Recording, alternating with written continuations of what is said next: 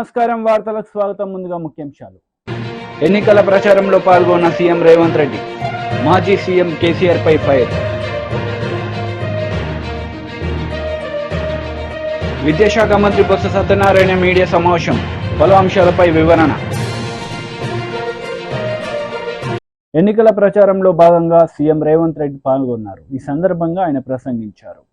విధ్వంసం చేస్తే మొన్న జరిగిన డిసెంబర్ ఎన్నికల్లో బండకేసి కొట్టి బోర్ల పడేసి బొక్కలు ఇరగొట్టిరు తెలంగాణ ప్రజలు నిన్ను.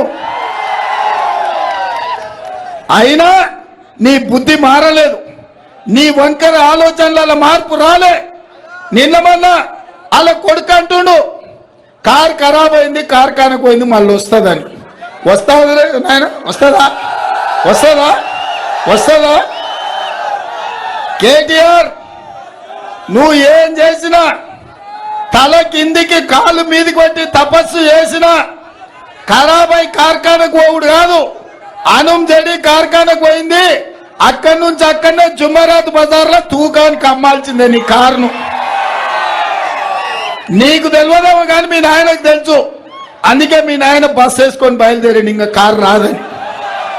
చూసిన బస్సులన్నీ వచ్చేమన్నా మంచి మాటలు చెప్తాడేమో, బుద్ధి తెచ్చుకుంటాడేమో. ప్రజలకు ఇన్ని రోజులు అన్యాయం చేసినా అని ప్రజల కడుపులో తలకాయ పెట్టి తెలంగాణ రైతుల కాళ్ళు పట్టుకొని క్షమించమని అడిగి 10 ఏళ్ళు నేను దోచుకున్నా, దుర్మార్గం చేసిన, ఇప్పుడైనా నేను మారుతా, నాకు అవకాశం ఇవ్వండి అని అడుగుతారేమో అనుకున్నా. ఆ మాటనే మాట్లాడతలేడు. ఎంతసేపు ఉన్నా రేవంత్ రెడ్డి దిగాల్సిందే, కాంగ్రెస్ వడిపోవాల్సిందే అని నేను అడగదలుచుకున్న కేసీఆర్ను. అల్లా తప్పగా వాళ్ళ పిల్లల్లో వీళ్ళ పిల్లల్లో చంపి రాలేదు ఈ కుర్చీలోకి. 10 ఏళ్ళు కష్టపడి కొట్లాడి లక్షలాది మంది కాంగ్రెస్ పార్టీ కార్యకర్తలు, లక్షలాది మంది మా కాంగ్రెస్ పార్టీ కార్యకర్తలు తమ రక్తాన్ని చెమటగా మార్చి ఆ చెమట దార పోసి భుజాలు కాయలు కాసేలా 3 రంగుల జెండాను మోసి డిసెంబర్ సెమీఫైనల్స్ లో నిన్ను బొందబెట్టి ఈ అధికారాన్ని తెచ్చిరు. దిగమంటే దిగనికే ఈడెవడు అల్లా తప్పగాడు లేడు. కేసీఆర్, నువ్వు అనుకుంటున్నావేమో ఏదో పిల్లగాడే కదా చూద్దామని. చూడోసారి వరంగల్ మిర్చి తెలుసు కదా ఎట్లుంటుందో, అప్పుడు కానీ అర్థం కాదు. ఓసారి చూడు, చూస్తే తెలుస్తుంది నీకేందో కథ. ఆయన బస్సు యాత్ర మొత్తం చూసిన, మామనగర్ పోయిండు, నాగర్ కర్నూలు పోయిండు, మిర్యాలగూడ పోయిండు, భువనగిరి పోయిండు, ఇంకా సూర్యాపేట పోయిండు. ఆయన వ్యవహారం చూస్తే వెనకటికి ఎవడో తిక్కలోడు తిరునాళ్ళకు పోతేనంట వానికి ఎక్కనిక దిగనికనే సరిపోయిందంట, చూసింది ఏంది లేదంట.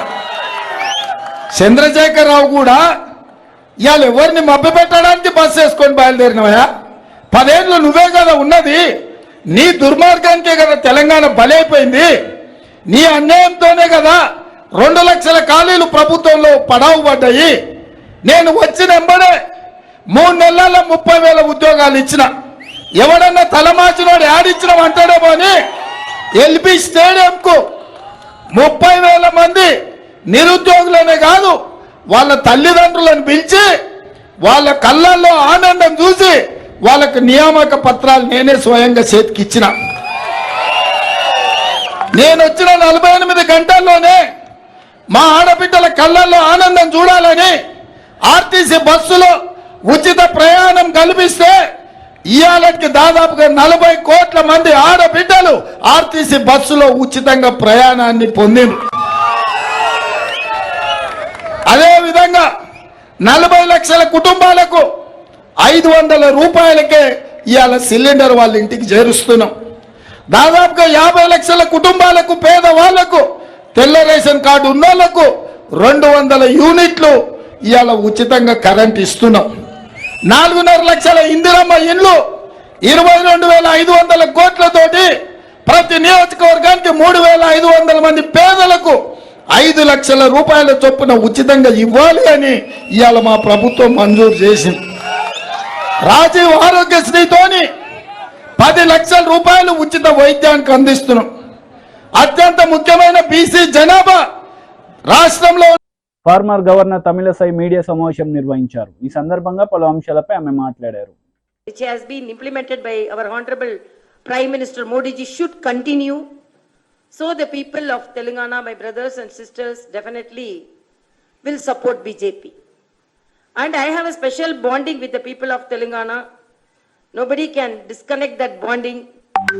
Whether I was in Raj Bhavan or I am now in the party office, I have a very strong bonding with the people of Telangana. So only after completing my elections in Tamil Nadu, I came to Telangana and I am moving with the people of Telangana, and I am really very much emotionally attached to them. The way when they, even today when they meet me, they shower me with their affection. First of all, I want to convey that one, the election on the positive narratives, and another thing on the false narratives built by the opponents. First of all, I wish the people of Telangana should be benefited more by the central schemes. And our Honorable Prime Minister approximately have visited 22 times Telangana. And except 1 or 2 times politically, most of the times he visited Telangana to implement central schemes. So he has already told Telangana is the gateway for development of South India. So his concentration on the infrastructure on the state of Telangana is something remarkable. And first of all, I want to say the fight is between BJP, Congress, and in some places with BRS. BRS is a failed force. When they were TRS, they were little strong. When they became BRS, they became very big, because they cannot, when they were not implementing the good schemes and they were not supporting the people in Telangana, how they will support the people of other states? People gave a clear mandate, and now the BRS leader is going around, but before he was invisible. He was an invisible Prime Minister, Chief Minister. And whenever Prime Minister came, he did not come and meet him, receive him, and he was unable to interact with the Prime Minister. And even Governor office he did not respect. Article 167 says, whenever it is warranted, needed, the Chief Minister should meet the Governor and discuss about the development of the state. Almost continuously 2 years he did not meet me at all, and no protocol was followed, and the Governor office was not respected at all. So this is the way they respected the constitutional office, and what respect they are gaining from the people is visible now. So people very well know about the BRS. Congress, they came to power on false promises, and the way they are fulfilling the promises is in a sorry state. Brother Revant Reddy is asking KTR to wear a sari and get into the bus, and if the conductor is not asking ticket, then you will know that Congress is implementing its schemes.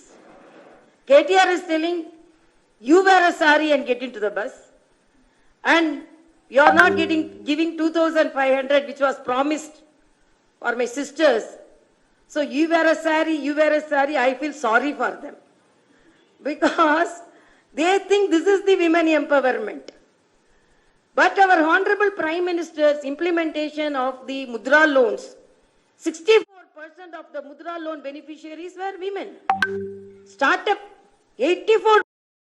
విద్యాశాఖ మంత్రి Botsa Satyanarayana media సమావేశం నిర్వహించారు. ఈ సందర్భంగా పలు అంశాలపై ఆయన మాట్లాడారు. దాంతోపాటు ఎందుకు సహనం కోల్పోతున్నారు ఎందుకంటే దుర్బుద్ధి చేస్తూ నేను చంద్రబాబు నాయుడు మాటలు ఎవడైనా సభ్య సమాజంలో ఒక 14 సంవత్సరాలు ముఖ్యమంత్రి చేశారని గొప్పగా చెప్తున్న వ్యక్తి అలాంటి భాషను వాడొచ్చండి? 1,000 చూపెడితే 3,000 నీకు చూపెట్టు.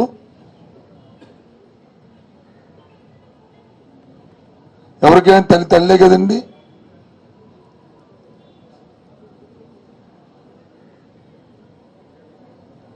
ఏంట భాష? నీ అమ్మ మొగుడు లేకపోతే నీ బాబు,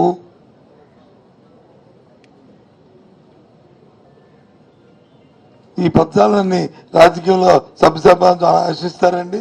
ఐఎమ్ సారీ, నేను నా నోటితో పలికాను, ఏమన్నా దయచేసి అనాపార్థం చేసుకోవద్దు. ఆ మాటలు ఎవరికి రావా అండి మాలాంటి వాళ్ళకి? కానీ నా సభ్యత సంస్కారంగా మా నోటితో ఆ మాటలు మాట్లాడడం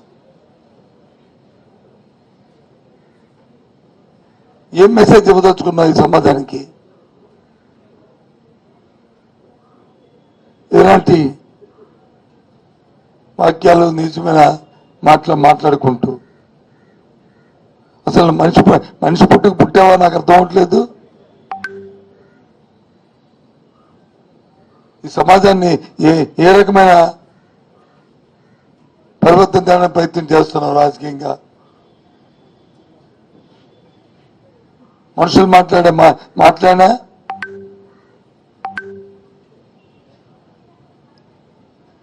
చాచా పేరెత్తడానికే చాలా అసహ్యంగా ఉంది. నీ పేరుతో ఉచ్చరించడానికి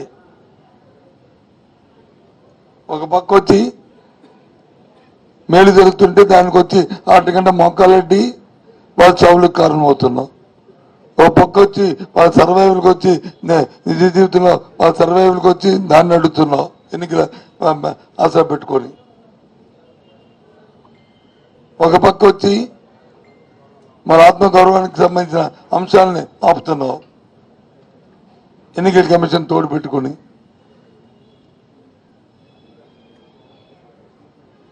కూటమి వచ్చి వాళ్ళు వచ్చి పిటిషన్ పెడితే వాళ్ళు ఫిర్యాదు చేస్తే ఎన్నికల తానా అంటే తందానా అంటూ ఎన్నికల కమిషన్ వచ్చి తానా తందానా అంటుంది.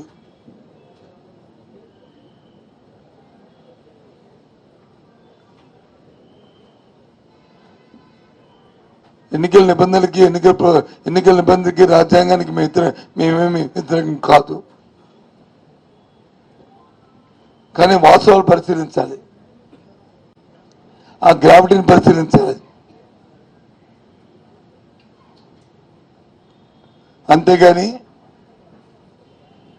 వాళ్ళు ఫిర్యాదు ఇస్తే దానివల్ల ఈ సమాజానికి కానీ వ్యక్తులకు కానీ లేకపోతే వ్యవస్థకు కానీ నష్టం ఆలోచించకుండా వాళ్ళు చావులకు కారమవడానికి వాళ్ళు అవడం భావ్యమా?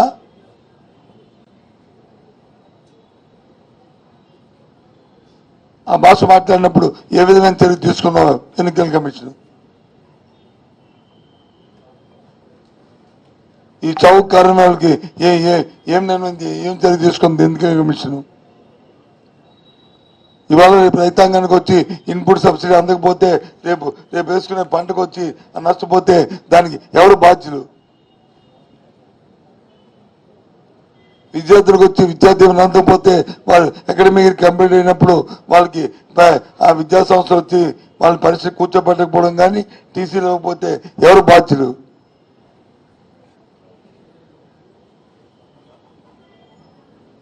గౌరవమైన కుటుంబంలో వాళ్ళని గౌరవంగా మహిళ బతకాలని మరి మనుగడ సాగించాలని ఇస్తున్న చేయూత కార్యక్రమాన్ని మరి మోకాలు ఇస్తే ఆ గౌరవానికి తగ్గితే అది ఎవరు బాధ్యులు? మీ కూటమి బాధ్యులు కదా? దాని వత్తాసు పలుకుతున్న ఎలక్షన్ కమిషన్ బాధ్యులు కాదా? ఏంటిది? దేశంలో ఎక్కడ లేని విధంగా ఇక్కడ ఈ అడ్డుపెట్టాం. అదే గత ఎన్నికల్లో అయితే తెలుగుదేశం పార్టీ చేస్తే మాత్రం, ఆ కూటమి చేస్తే మాత్రం వీళ్ళు ఓకే అంటారు. చాచా అందుకే నన్ను ముఖ్యమంత్రిగా చెప్తున్నారు. అసలు ఎందుకు సహజంగా జరుగుతాయా జరగవా ఇది జరిపిస్తారా అన్న అనుమానం వ్యక్తం చేశారు.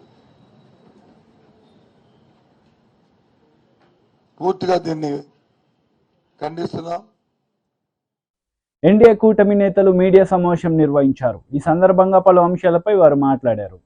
ఇవాళ ప్రభుత్వ సలహాదారులు సజ్జల గారు పరస్పరం పొంతన లేనటువంటి వ్యాఖ్యలు ప్రతిరోజు చేస్తూ ఉన్నారు. ప్రజల్ని ఏ విధంగా ఈ అంశం నుంచి పక్కదోవ పట్టించాలి, వారి వైఫల్యాలు ప్రజలకి ఏ విధంగా తెలియకుండా చేయాలి, వాళ్ళ ప్రతిపక్షాలు కానీ మీడియా కానీ గొంతెచ్చి ప్రతిరోజు కూడా ఈ చట్టం మాటున ఏ విధంగా చట్టాన్ని చుట్టంగా మార్చుకొని ప్రభుత్వ భూములు, ప్రైవేటు భూములు, అటవీ భూములు, దేవాదాయ శాఖ భూములు ఏ విధంగా లాగేసుకొని అన్యాక్రాంతం చేసుకొని తమ అనుంగ మిత్రులు అస్మదీయులు పరం చేయాలనేటటువంటి ప్రయత్నం ఏ విధంగా చేశారనేటటువంటి అంశాన్ని ప్రతిరోజు కూడా ప్రతిపక్షాలు వెలుగెత్తి చాటుతూనే ఉన్నాయి.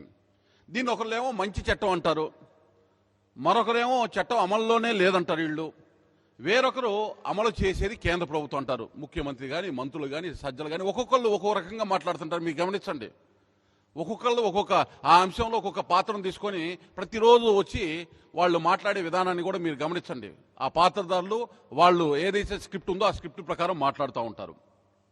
ఇవాళ ఒక్కసారి భూములు అనేటటువంటిది రాష్ట్ర పరిధిలో ఉండేటటువంటి రెవెన్యూ శాఖకి సంబంధించినటువంటి అంశమా, లేకపోతే రెవెన్యూ శాఖని కేంద్ర ప్రభుత్వం దాన్ని తీసుకునేటటువంటి నిర్ణయాలు అమలు చేస్తుందా? ఈ యొక్క అంశం మీద కూడా అవగాహన లేని దగ్గర పలానా జగన్మోహన్ రెడ్డి గారి భూమి ఆయనది కాదు, మాది, మేము ఇంతకుముందు అక్కడ ఉండేవాళ్ళము అని నేను ఇంకా డిస్ప్యూట్ రైజ్ చేస్తే that land will immediately go in to the dispute register. Jaganmohan Reddy గారు నేలకు పీక్కున్నా కూడా ఏమీ చేయలేరు. నిజంగా ఈ చట్టం కనుక అమల్లోకి వస్తే ఇంత ఘోరంగా ఉంటుంది. Jaganmohan Reddy it will boomerang upon you only, మీకే వస్తుంది బ్యాక్. సో ఎవడొచ్చి అంటే మీ వైకాపా వాళ్ళందరూ అక్కడక్కడ చాలామంది ఉన్నారు కాబట్టి, ఇట్లాంటి డిఫరెంట్ ఆఫ్ గ్యాంగులు ఉన్నారు కాబట్టి ఈ గ్యాంగులు అంతా వెళ్ళి ప్రతిరోజు ఒక్కొక్క భూమి మీద మీరు ఈ డిస్ప్యూట్ రిజిస్టర్లోకి చేర్చడానికి మీరు ఎవరినైతే పెట్టుకోదలుచుకున్నారో వాళ్ళనే ల్యాండ్ టైటిలింగ్ ఆఫీసర్గా పెట్టుకుంటున్నారు.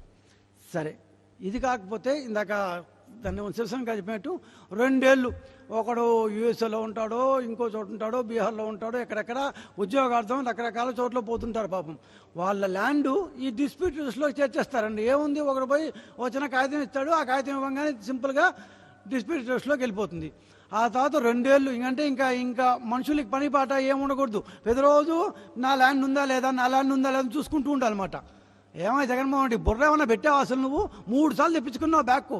ఆ 3 సార్లు తెప్పించుకుని చూడాలి కదా. అంటే ఇక మాకు పని పాట ఏముండకూడదు, ప్రతిరోజు మా ల్యాండ్ ఉందా లేదా అని చూసుకుంటూ ఉండాలన్నమాట. సో అట్లా 2 సంవత్సరాలు కానీ అయిపోతే కంక్లూజివ్ ఎవిడెన్స్ అంట. అంటే 2 సంవత్సరాలు మాట్లాడినట్టు ఈ చట్టం ఒక నల్ల చట్టం, ప్రజా వ్యతిరేక చట్టం, ప్రజాకంటక చట్టం. ఈ చట్టం ప్రజల ఆస్తి, రాజ్యాంగ హక్కు ఆర్టికల్ 300A దోచుకునే చట్టం. ఈ చట్టంలో అనేక లోపాలన్నీ కూడా మిత్రులు దినకర్ గారు, విజయ్ కుమార్ గారు మాట్లాడారు. ఇందులో ఒరిజినల్గా ఇచ్చిన చట్టానికి మార్చి సిగ్గుమాలిన మధ్యలో ల్యాండ్ డిస్ప్యూట్ రెజల్యూషన్ ఆఫీసర్ తీసేశారు. వీళ్ళు టైటిలింగ్ ఆఫీసర్ నుంచి డైరెక్ట్ అప్పీలేట్ అథారిటీకి వెళ్ళిపోయారు. సో ఇక్కడ నీతి ఆయోగ్ అప్పీలేట్ అథారిటీకి అప్పీల్ పవర్ ఇచ్చింది, హైకోర్టుకి అప్పీల్ పవర్ ఇచ్చింది. అంటే నీతి ఆయోగ్ ఉద్దేశం ఏమిటి అని అంటే ఎక్కడా కూడా అన్యాయం జరగకూడదని. ఈయన అప్పీలేట్ అథారిటీలో అప్పీల్ ఉంచి హైకోర్టు అప్పీలేట్ అథారిటీకి తీసి పాడేశాడు, రివిజన్ ఓన్లీ ఇచ్చాడు. ఎంత దుర్మార్గం అంటే దీని ఉద్దేశం మనకు అర్థమవుతుంది. రెండవది, సిపిసి కూడా వర్తించదని చెప్తున్నాడు ఈయన. గమనించాలి, ఈ మధ్యకాలంలో సిపిసిని కానీ, ఎవిడెన్స్ యాక్ట్ని కానీ, సిఆర్పిసిని కానీ, ఐపీసీని కానీ కేంద్ర ప్రభుత్వం సవరించినప్పుడు సిపిసిలో ఏ రకమైన సవరణలు చేయకుండా యథాతథంగా పెట్టని గుర్తులేదా మీకు? అంటే ఎంత పకడ్బందీగా సిపిసిని రూపాంతరం చేశారు. అటువంటి సిపిసిని మీరు తీసేయాలి. అలాగే ప్రభుత్వ ఉద్యోగి తప్పు చేస్తే శిక్ష వేయమంటే ఈ పెద్ద మనిషి భయభ్రాంతులు చేయడానికి కోసం ఎవరైనా రైతులు కానీ, ఆస్తి హక్కుదారులు కానీ తప్పుడు పత్రాలు చేస్తే వాళ్ళని బెదిరించడానికి కోసం శిక్ష కింద మార్చేది. టీడీపీ పోలిట్ బ్యూరో సభ్యులు వర్ల రామయ్య మీడియా సమావేశం నిర్వహించారు. ఈ సందర్భంగా సీఎం జగన్ రెడ్డిపై మండిపడ్డారు. వైజాగ్ లో ఎన్డీఏ కూటమి అభ్యర్థి మా భర్త గారు కదా, మా భర్త గారికి ఆయన మద్దతు తెలియజేస్తారు. నేను పోటీలో లేను. మా నవతరం పార్టీ వాళ్ళందరూ కూడా ఎన్డీఏ కూటమికి అభ్యర్థి భర్త గారికి మేము మద్దతు తెలియజేస్తామని ఆయన చెప్పడం జరిగింది. అలాగే బాపట్ల పార్లమెంట్ నుంచి ఎస్సీ కాన్స్టిట్యుయెన్సీ అది, ఆ పార్లమెంట్ నుంచి నల్లమాల తిరుపతిరావు గారు పోటీ చేస్తున్నారు. వారికి గాజు గ్లాస్ గుర్తొచ్చింది. వారు కూడా బేషరతుగా ఎన్డీఏ కూటమి అభ్యర్థికి మద్దతు తెలియజేస్తున్నారు. అట్లాగే రాప్తాడు అసెంబ్లీ కాన్స్టిట్యుయెన్సీ నుంచి కూడా శ్రీ బోయిన నరేష్ గారు పోటీ చేస్తున్నారు. ఆయన గాజు గ్లాస్ గుర్తు. ధర్మవరం అసెంబ్లీ కాన్స్టిట్యుయెన్సీ నుంచి షేక్ అయాజ్ గారు పోటీ చేస్తున్నారు. ఆయనకు కూడా గాజు గ్లాస్ గుర్తుంది. అలాగే మండపేట, ఈస్ట్ గోదావరి మండపేట కాన్స్టిట్యుయెన్సీ నుంచి నందికోళ్ళ రాజు గారు పోటీ చేస్తున్నారు. ఈ రాజు గారికి కూడా బకెట్ గుర్తొచ్చింది. ఆయన బేషరతుగా తెలుగుదేశం పార్టీకి మద్దతు తెలియజేస్తున్నారు. గాజువాక అసెంబ్లీ కాన్స్టిట్యుయెన్సీ నుంచి కూడా ఎస్ సారా జ్యోతి, ఈ అమ్మాయి పోటీ చేస్తున్నారు. వీరు కూడా బకెట్ గుర్తొచ్చింది. బేషరతుగా ఎన్డీఏ కూటమికి మద్దతు తెలియజేస్తున్నారు. ఈ రకంగా ఒక రాజకీయ పార్టీ, పూర్తి పార్టీ తెలుగుదేశం పార్టీకి ఎన్డీఏ కూటమికి మద్దతు తెలియజేయడానికి ముందుకొచ్చినందుకు కూడా నేను ఆ పార్టీ అధ్యక్షులు రావు సుబ్రహ్మణ్యం గారికి ఈ రోజున పోటీ నుంచి విరమించుకొని ఎన్డీఏ కూటమికి మద్దతు తెలియజేయడం కోసం వచ్చిన ఈ అభ్యర్థులందరికీ కూడా అభినందనలు, కృతజ్ఞతలు తెలియజేస్తూ వారి గొప్పతనం ఈ రాక్షస పరిపాలనకు స్వస్తి పలకటం కోసం, జగన్మోహన్ రెడ్డి అరాచక పరిపాలన రాష్ట్రం నుంచి తరిమి కొట్టడం కోసం బేషరతుగా, జనరల్గా మాకు అది కావాలా ఇది కావాలని కోరికలు ఉంటాయి. మాకు ఏ కోరిక లేదండి. జగన్మోహన్ రెడ్డి ఓటమి మా లక్ష్యం. తర్వాత ప్రభుత్వ వ్యతిరేక ఓటు, ఒక్క ఓటు కూడా చీలిపోవటానికి లేదు. ఎన్డీఏ కూటమికి పడాలనేది మా లక్ష్యం. అందుకోసమే బేషరతుగా ఈ రోజున చంద్రబాబు నాయుడు గారికి ఎన్డీఏ కూటమికి మద్దతు ఇస్తామని ముందుకొచ్చినందుకు వారికి అభినందనలు, కృతజ్ఞతలు తెలియజేస్తూ చంద్రబాబు నాయుడు గారి తరఫున వారి మాట ప్రకారం వీరందరూ కూడా పార్టీ జాతీయ ప్రధాన కార్యదర్శిగా, పార్టీ పొలిట్ బ్యూరో సభ్యుడిగా ఈ రాజకీయ పార్టీకి స్వాగతం పలుకుతూ మనందరం కలిసి ఈ జగన్మోహన్ రెడ్డి గారి రాక్షస పరిపాలనకు స్వస్తి పలుకుదాం, ప్రజాస్వామ్య పరిపాలనకు నాంది పలుకుదాం. రేపు 13వ తారీఖున అందరూ కూడా ఎన్డీఏ కూటమి అభ్యర్థుల్ని గెలిపించాలి. అందులో ఈ నవతరం పార్టీ ప్రధాన పాత్ర పోషించాలని చెప్పి కూడా కోరుతూ ఆ పార్టీ అధ్యక్షులు శ్రీ రావు సుబ్రహ్మణ్యం గారిని మాట్లాడవలసిందిగా కోరుతున్నా. మైక్ తీసుకో, మైక్ దగ్గరకు పెట్టుకో. ఆ స్విచ్ ఇప్పుడు మాట్లాడాలి. మైక్ దగ్గర మీరు కూర్చోండి. తెలుగుదేశం పార్టీ జాతీయ అధ్యక్షులు నారా చంద్రబాబు నాయుడు గారికి వార్తలు ముగించే ముందు ముఖ్యాంశాలు మరోసారి. ఎన్నికల ప్రచారంలో పాల్గొన్న సీఎం రేవంత్ రెడ్డి, మాజీ సీఎం కేసీఆర్ పై ఫైర్. విద్యాశాఖ మంత్రి బొత్స సత్యనారాయణ మీడియా సమావేశం, పలు అంశాలపై వివరణ. ఈ వార్తలు ఇంతటితో సమాప్తం. తిరిగి ప్రసారమయ్యే వార్తల్లో మళ్ళీ కలుద్దాం. అంతవరకు సెలవు. నమస్తే.